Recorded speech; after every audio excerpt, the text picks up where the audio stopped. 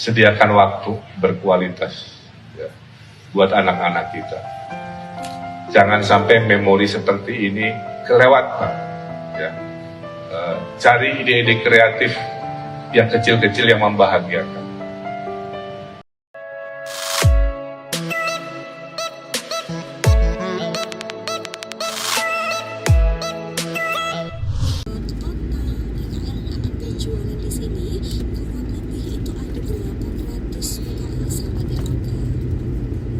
Terus sejauh 64 km.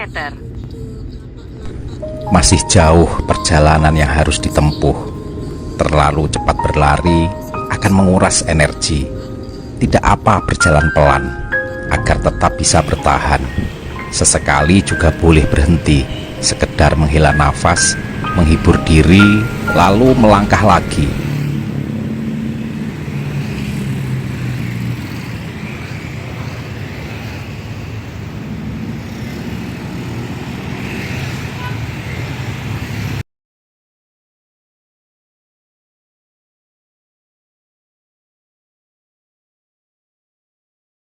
Tujuh hal yang istri inginkan, tapi dia jarang minta ke suami. Yang pertama, diajak jalan berduaan. Yang kedua, digandeng waktu jalan. Yang ketiga, gantian jaga anak. Yang keempat, dikasih uang jajan. Yang kelima, didengar waktu dia cerita. Yang keenam, dipeluk waktu dia lagi sedih. Dan yang ketujuh, kata-kata, I love you sayang.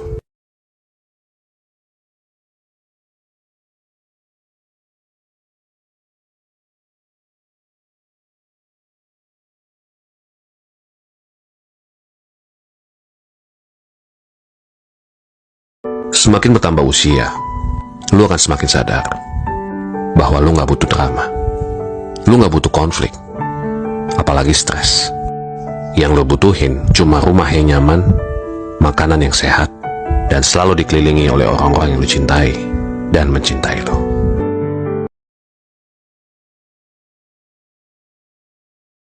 Tahu gak orang yang paling tenang hidupnya itu siapa? Orang yang hidup sewajarnya, ikhlas menerima kenyataan, gak maksain diri di luar kemampuan, dan yang gak pernah dengki dengan milik orang lain.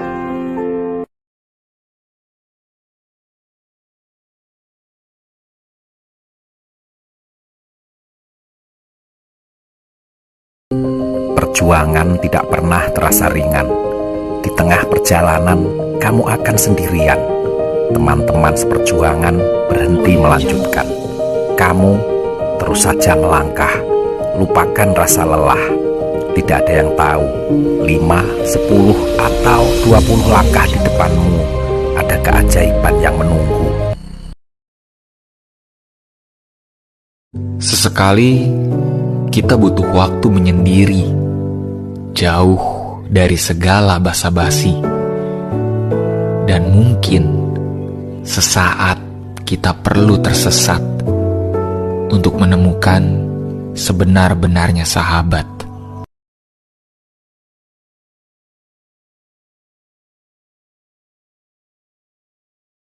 Kita memiliki alasan masing-masing untuk memulai petualangan. Ada yang memulai karena patah hati, ada yang karena ingin menemukan jati diri, ada yang karena mencari rezeki, ada juga yang karena ingin melihat keindahan Ibu Pertiwi. Apapun itu, jadikan keinginanmu bertualang alasan untuk bergerak. Jangan sampai tidak bergerak karena banyak alasan. Petualangan tidak membutuhkan kerumitan. Cukup dirimu, niatan, serta waktu dan uang yang cukup. Hasil akhirnya takkan membuatmu rugi, karena petualangan adalah sesuatu yang takkan pernah habis untuk diceritakan. Sesekali butuh pergi menyendiri ke tempat di mana matahari memerah untuk sekedar meraba suasana hati, menghangatkan jiwa yang mulai lelah dan semangat yang mulai melemah. Bila perlu marah-marah pada pikiran sendiri yang mulai resah karena mimpi-mimpi yang tak kunjung jadi indah.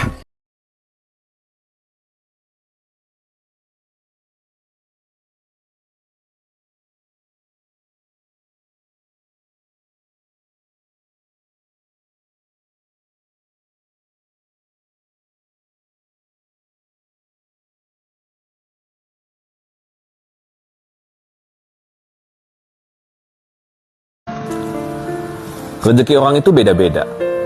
Ada yang dekat dengan keluarga, ada yang punya banyak harta, ada yang punya banyak cinta, ada yang pekerjaannya nyaman, ada yang selalu sehat, gak pernah sakit, ada yang kalau perlu apa-apa selalu cukup.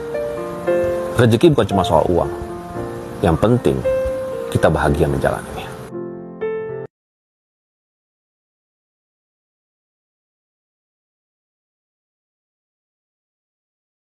Dengan harta, kita bisa membangun rumah sakit, tapi tidak akan pernah bisa membeli kesehatan. Dengan harta, kita bisa membangun madrasah dan masjid, tapi tidak bisa membeli ilmu dan iman. Dengan harta, kita bisa membeli jam tangan yang mahal, tapi tidak akan pernah bisa membeli waktu. Dengan harta juga, kita bisa membayar pengawal, tapi tidak bisa membeli keselamatan. Dan dengan harta kita bisa membeli kesenangan, tapi bukan kebahagiaan. Maka bertobatlah kalian, karena tangisan para pendosa lebih dicintai Allah daripada sombongnya para ahli ibadah.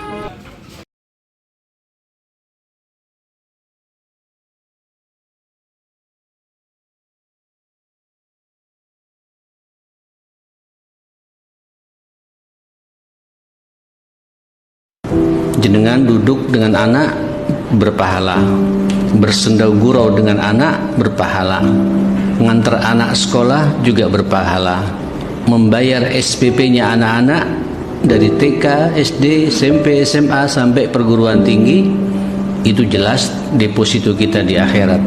Makan yang kita berikan pada anak kita itu semua punya catatan. Artinya anak itu nikmat yang harus kita syukuri kepada Allah Subhanahu wa taala.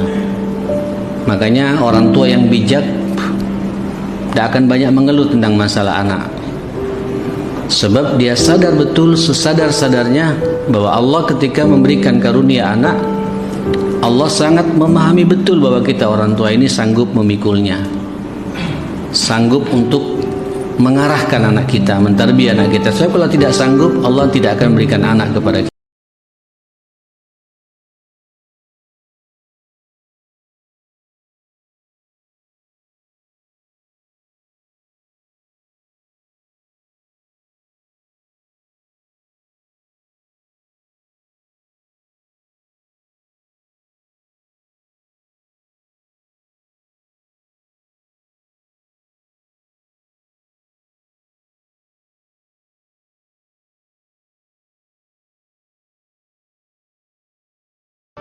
Kalau video ini FYP kalian, please jangan di skip. Kita berdoa bersama yuk. Ya Allah, andai ada hati yang memandangku dengan kebencian, maka lembutkanlah hatinya.